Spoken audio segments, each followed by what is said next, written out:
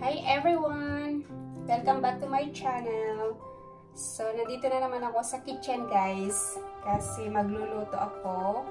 And this time, ang gagawin ko ay gagawa ako ng salad. Kasi daily kong pinagawa ng salad yung asawa ko kasi pinagda-diet ko siya. Kasi nag-gain weight kasi talaga yung asawa ko. So, ang gagawin ko ay gagawa ako ng salad na yung meron akong itong lettuce na to. Huwag ko ng tag doon. Nakalimutan ko. Basta lettuce. And then, lalagyan ko ng cucumber. And then, itong apple na to guys. Ito kinukuha lang namin sa street pag kami nag-walking ng asawa ko. So, nangunguha ko ng mga 6 or 5 pieces na ganitong apple. Matamis naman siya. Pag yung, ang kunin mo ay yung malaki na ganito guys. Matamis siya.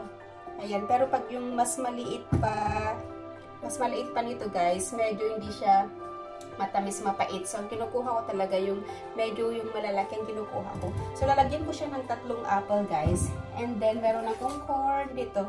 Frozen kasi yung corn, kaya binabad ko siya muna para ma-defrost. And then, lagyan ko rin yung salad niya ng beetroot, guys. Ito. Yung beetroot. Pasarap tong beetroot na to, guys. Favorite ko. Ang binibili ko yung beetroot, guys, ay yung, ano na siya, yung naluto na, hindi yung ako pa yung magbo-boil kasi ang tagal lutuin. Kaya binibili ko, yung naluto na lang yan, then i-slice ko, and then i-stir ko siya dito sa jar na to. Ayan. So, dati dalawa yung binili kong ganun, pero naubos na yung isa, paubos na. So, i-slice ko siya, and then ilalagay ko ito yung bago para babad din siya dun sa jar. And then, magbo-boil din ako ng potato. Ayan. Magbo-boil ako ng potato. Lagaw ako ng potato salad din. Para lagyan ko ng olive oil and then salt and little bit butter. Kasama na yung salad na gulay. So, yun guys. Bago ako magpatuloy sa aking ginagawang pagluluto, yan guys. Gusto kong lang i-share sa inyo about sa tatay ng asawa ko. Kasi, yung tatay ng asawa ko guys namatay na kahapon siya namatay. So since nung pumunta ako dito guys sa Sweden, yung tatay ng asawa ko may sakit na siya, pero late na niyang nalaman na meron siyang sakit na malubha guys. Yun nga, araw-araw kami pupunta sa hospital para magbantay sa kanya. And then, yun na nga guys, nung umuwi kami ng isang araw, iniwan namin siyang, okay pa naman. Tapos kahapon, nag-text yung kapatid niya sa kanya na, yun na nga, wala na daw yung papa nila. Tapos, kaya pala merong miss call, ang daming miss call ng kapatid niya noong nakaraang gabi. Kasi nga, tumawag yung hospital sa kapatid niya, and then gusto siguro nila kaming papuntahin doon kasi yun nga, kailangan nila ng karamay, pero hindi namin nasagot yung tawag kasi sobrang pagod din namin guys sa pabalik-balik doon para magbantay. So sobrang pagod namin kaya hindi namin nasagot yung tawag. So yung madaling araw na, yun nakita na lang namin ang daming miss call yung kapatid niya, and then nag-send sila ng picture na yun nga, yung papa niya wala na, namatay na. So nakakasad guys, naawa ko sa asawa ko kasi nga alam niya yung papa niya. So naawa ko sa kanya kasi halo-halo yung problema niya guys, kasi yun nga, ayaw din niyang mag-absent sa trabaho, and then ganun pa yung nangyayari sa papa niya. So super down talaga yung asawa ko. Tapos ganito pala guys, pag dito sa kanila sa Sweden, pag yung may mga namatay na ganyan, hindi pala nila inuuwi dun sa bahay. Hindi ka guys sa atin na, di ba, pag namatay ka and then dadalhin ka sa bahay, paglalamayan ka dun hanggang sa huling araw mo, di ba? So, dito pala, ang tradition nila, kasi hindi ko pa alam, hindi pala nila iuwi sa bahay. Kumbaga, pag namatay ka na, mag-stay ka lang sa loob ng room sa hospital ng kung saan ka na-confine ng ilang oras para makasama mo yung pamilya mo hanggang sa, yun nga, depende sa doktor kung sasabihin na nila na, yun nga, ililipat na nila doon sa morgue. Meron silang tinatawag din guys ng morgue, pero parang church siya, na kung saan yung parang spiritual room na tinatawag nila dito. So, yun. So, yung tatay ng asawa ko guys, nag-stay pa siya ng 3 oras dun sa kwarto kung saan siya namatay. And then after that, nilipat na siya doon sa morgue, doon sa parang spiritual room na sinasabi nila. So nilipat na siya doon. And then balot siya ng puting kumot, and then nilagyan siya ng bulaklak doon sa kanyang katawan, sa kanyang chest, galing sa loob ng room niya. So yun nga, dinala na siya doon. And then the next day, maaga kami pumunta doon sa hospital. And then binisita din namin yung pamilya niya kasi nga nakiramay kami. Sobrang lungkot nila guys, yung talagang ramdam mo yung closeness ng pamilya nila.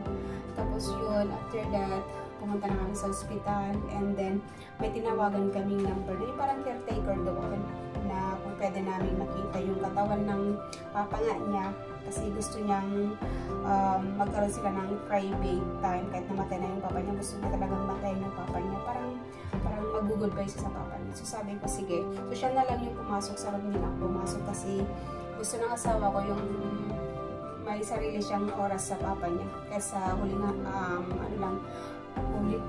araw ng papa niya dito sa So yun nga guys, mag-isa siya doon, and then mga 30 minutes din siya nag-stay doon. So yun nga, sobrang iyak ng asawa ko, and then pinag-pray niya yung papa niya daw doon siya. So yun guys, and then after that, pabalik kami doon mamaya, kasi nga asikaso namin yung funeral ng papa niya. Kasi ang hiling ng papa niya guys, yung doon sa hospital, gusto daw niya ipa-cremate siya. Kaya ayaw niyang ilibing na yung nakakabaon. So gusto niya ipa-cremate siya, yun ang hiling niya. So yun nga, inaayos namin yung funeral niya. And then hanggang ngayon nasa hospital pa rin siya, doon sa morgue, nandun pa rin siya. Pero nilinisan na siya guys, nilinisan na siya, binihisan na siya ng maganda. So nung pumunta ng asawa ko, sabi niya, maganda daw yung itsura niya, parang peacefully daw siya na namatay. So parang nakangiti daw siya, parang naka-smile lang, ganun. And then masaya yung mukha niya daw na nandun siya, nakaburol doon.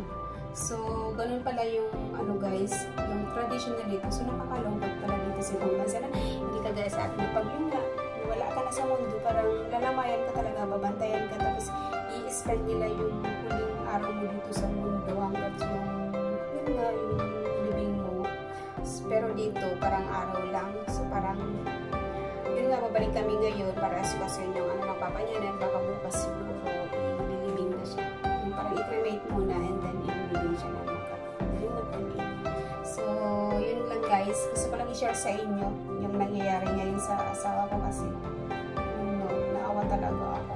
And then, kukontinue ko yung pag-slice ko ng slice ng mga salad, and then yung magbubod ako ng potato. So, finally, natapos na ako sa aking ginawang salad guys. So, ito yung ginawa kong salad. Pagkakit sa inyo. Kung nakikita nyo, siya. Ito yung ginawa kong salad. So, yung lettuce nga.